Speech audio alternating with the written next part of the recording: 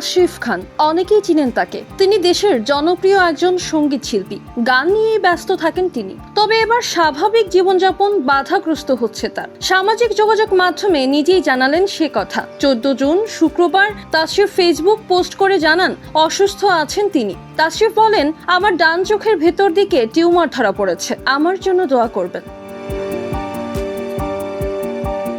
সামাজিক যোগাযোগ মাধ্যমে তুমুল জনপ্রিয় কণ্ঠশিল্পী তাশরিফ খান, কুড়েঘর ব্যান্ডের প্রধান ভোকাল তিনি। তরুণ এই সঙ্গীত শিল্পীর পোস্টটি কেন্দ্র করে তার ভক্তদের মন ভালো নেই। তাশরিফের ফেসবুক পোস্টে একের পর এক কমেন্ট করছেন ভক্তরা। ভক্তের উদ্দেশ্যে তাশরিফ কমেন্ট বক্সে লিখেছেন, একদম দুশ্চিন্তা করার প্রয়োজন নেই। আপনাদের যে কারো দোয়া কবুল হয়ে গেলে দেখবেন আল্লাহর দয়ায় দ্রুত সুস্থ হয়ে গেছি ইনশাআল্লাহ। গত বছরের শুরুতেও অসুস্থ হয়েছিলেন তাশরিফ খান। জানিয়েছিলেন তিনি ফেশিয়াল প্যারালাইসিস রোগে আক্রান্ত হয়েছেন। কয়েক মাস বিশ্রাম নিয়ে সেরে ওঠেন তিনি। গান আর মঞ্চ নিয়ে ব্যস্ত হয়ে পড়েন এই তারকা। শৈশব থেকেই তাশরিফের গানের চর্চা শুরু।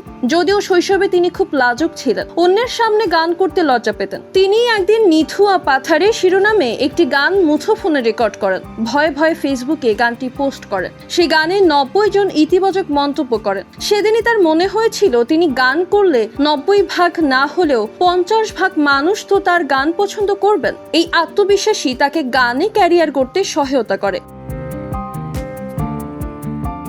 তাশরিফের গাওয়া প্রথম মধ্যবিত্ত গানটি রাতারাতি তাকে শ্রোতাদের কাছে নিয়ে যায়। অল্প সময়ে গানটি 2.5 লাখ বার শেয়ার হয়। গানটিতে মধ্যবিত্তদের মনের কথা ফুটে উঠে এসেছিল। পরবর্তী সময়ে তুমি মানে আমি, ময়না রে, তাই তো আইলাম সাগরে, ব্যাচেলার গানগুলো আলোচনায় আসে। মারিয়া মায়া, নবীন নিউজ, ঢাকা।